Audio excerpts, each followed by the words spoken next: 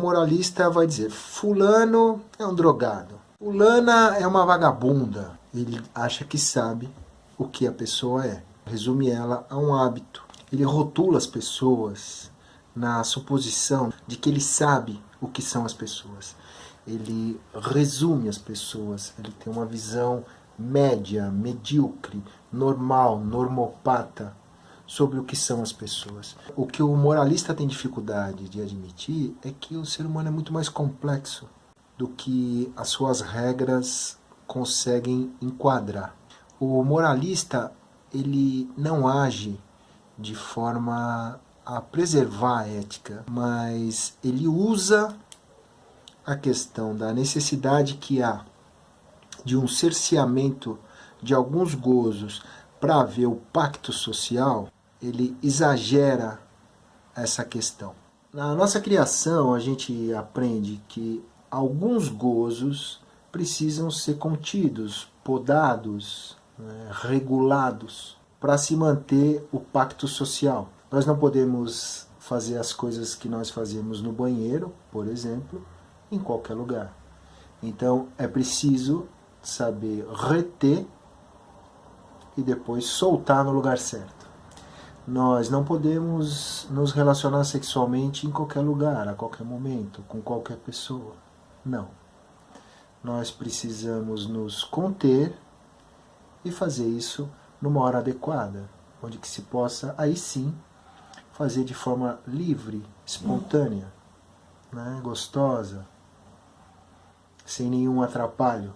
Ou outras questões mais simples, como não comer de boca aberta frente ao outro para não mostrar o alimento. Essas coisas todas são prazeres que nós tínhamos na primeira infância. Comer de boca aberta é natural, é gostoso. O cachorro vai comer assim. Pode-se até dizer que de alguma forma se saboreia mais o alimento de boca aberta, que mistura. Então vamos conter essa tendência natural, esse prazer, em respeito ao outro. Toda criança reclama de vestir roupa, Toda criança, quando está sendo trocada, quando a gente tira a roupa, é uma briguinha, uma novelinha que eles fazem para vestir a roupa de novo, sai correndo, etc. Sim, porque é gostoso ficar nu, Mas nós vivemos numa sociedade em que não podemos sair pelas ruas nus, mas podemos ter o prazer de ficarmos nus nas nossas casas, por exemplo, numa praia de nudismo, onde seja adequado, e que não incomode a ninguém. Precisamos conter essa vontade de ficar nu e ficar nu no lugar certo para podermos ficar à vontade com nossa vontade. Então se torna óbvio que há necessidade de um pacto social de cerceamento, de contenção dos prazeres que nos estão disponíveis por natureza, biologicamente. Agora é importante esse ponto. O moralista exagera, ele usa essa lógica e exagera na contenção e no enquadramento das nossas possibilidades de gozo.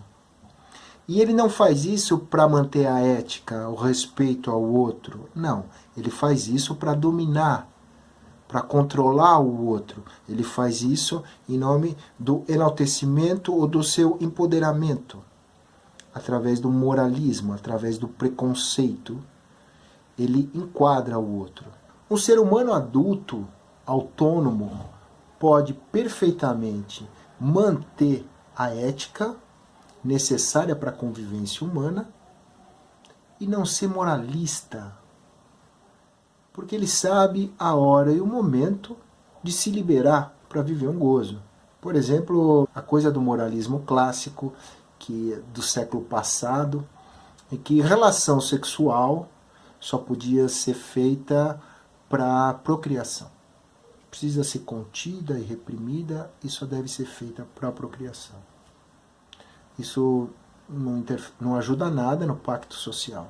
Isso é só ir além da regra da regra social que existe, que relação sexual não pode ser feita a qualquer momento, em qualquer lugar, porque pode ofender outras pessoas, pode incomodar as outras pessoas, né?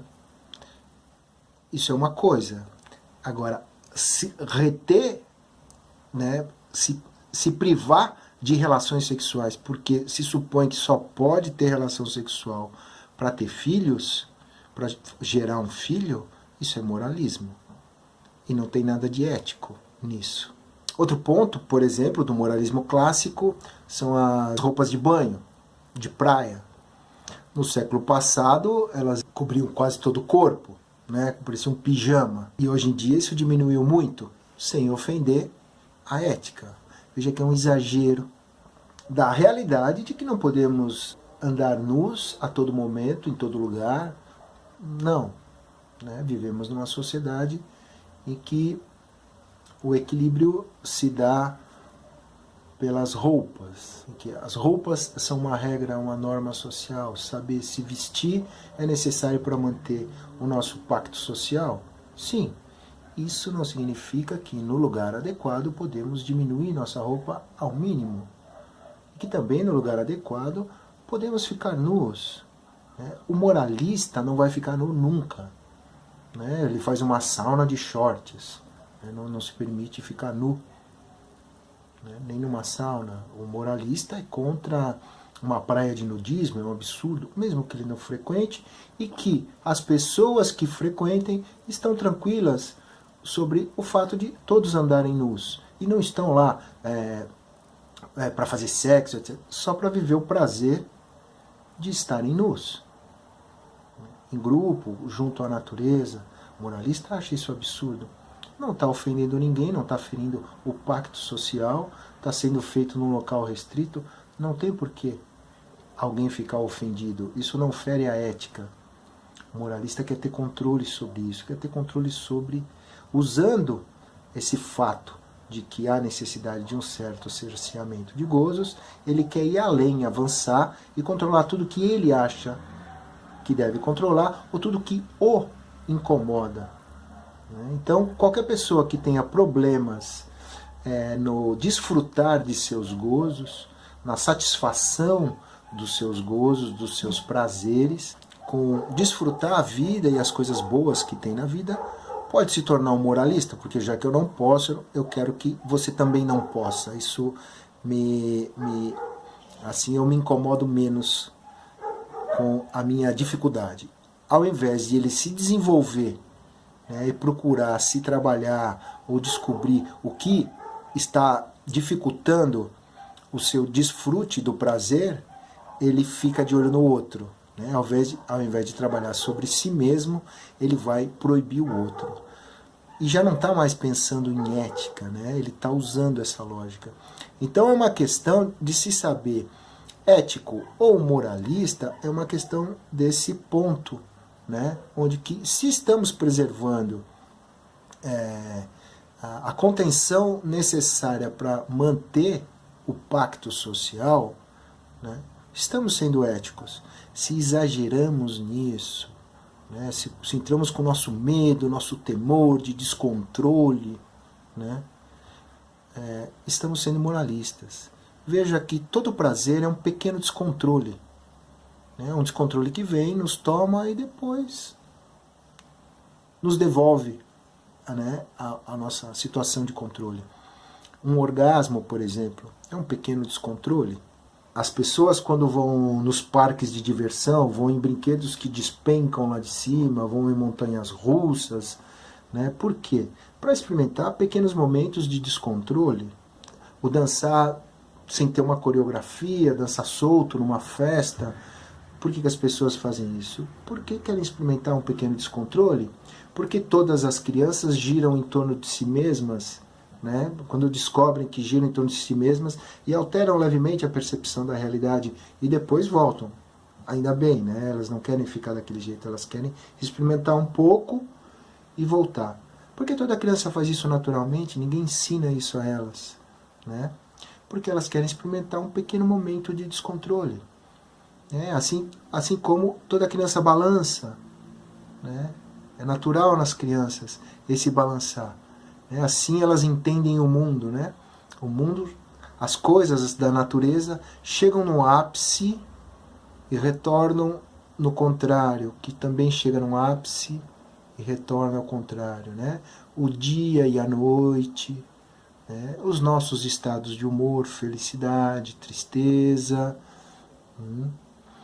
o meu ânimo e o meu cansaço. Né? Veja, esse balanço, né? Esse não é uma coisa fixa, não é uma coisa estática, não é uma coisa controlada, né? É algo que me toma. Veja que o experimentar algum grau de descontrole, né? Estar bem com isso, com o fato de haver descontrole na vida, faz parte do ser humano. Por que as pessoas bebem um pouco, né, para ficar levemente alegres, como se diz, né? Isso não tem nada demais. Isso é muito diferente do que estar bebendo todo dia, bebendo para ir trabalhar. Se a gente começa a beber todo dia, beber para ir trabalhar, por exemplo, então acendeu a luz vermelha. A gente precisa lidar com essa compulsão. Mas experimentar esse pequeno descontrole e depois voltar, não há problema. O moralista já vai proibir a bebida, né? Vai proibir toda forma de droga, né? Porque pressupõe um ser humano incapaz de lidar com isso. Talvez porque ele mesmo seja incapaz de lidar bem com os pequenos descontroles, né? Com os descontroles agradáveis. Então, para a gente poder ser autônomo, ético, a gente precisa entender essa divisão, esse ponto, né, sobre o qual o moralista se apropria e usa, né, para a gente conseguir deixar de ter culpa por ter prazeres, deixar de ter culpa por lidar tranquilamente com pequenos descontroles, né, que são agradáveis e são gostosos, né, e não cair na armadilha do moralista. Todo moralista, em algum grau, é hipócrita. Ele está tentando conter no outro coisas que são naturais, autênticas em si mesmo. Repetindo, né? Não por uma necessidade ética, mas por um excesso de controle. Talvez o moralista tenha sido excessivamente controlado e agora quer descontar no mundo o que lhe foi feito. Né? É interessante que com isso ele não se liberta, mas prende os outros. É algo que ele faz em compensação. Ele se mantém preso, mas em compensação prende o outro. Né? Ele se mantém excessivamente controlado, em compensação ele controla excessivamente ao outro. Né? É um ciclo que se retroalimenta e que pode ser quebrado com a pergunta: por que nós vivemos? Né? Qual o sentido da vida? Né? Sacrifício ou prazer? É óbvio que o sofrimento faz parte da vida. Inclusive é através do sofrimento que nós aprendemos muita coisa. É óbvio que uma vida não pode ter só prazer. E não se pode fazer qualquer coisa por prazer. Né? Isso é hedonismo? Não, sem ser hedonista. Os prazeres possíveis. Então não é imaginar uma vida sem sofrimento, não é isso. Mas quando o prazer é possível, quando o prazer é teu, disponível, e para ter o prazer você não está ferindo a ninguém, não está ultrapassando nem passando por cima do outro, né? Por que não? Por que conter esse prazer? O que significa essa contenção desse prazer? É uma forma da pessoa se supor superior aos outros que vivem o prazer tranquilamente. Eu contenho. É uma forma indireta de se achar superior. Né? Eu contenho o prazer. Né? Ao mesmo tempo que é uma aparência de humildade e sujeição, é um se achar melhor que o outro. Porque é mais controlado, é mais... E nesse se achar melhor que o outro, se vê no direito de regular a vida do outro. Né, de dizer o que o outro deve ou não deve fazer, de comentar com alguém: olha o que fulano ou ciclana fazem, eles são isso, é errado. E eu sei o que é certo e o que é errado. essa pessoa não caminha na linha da ética, mas sim na linha da imposição.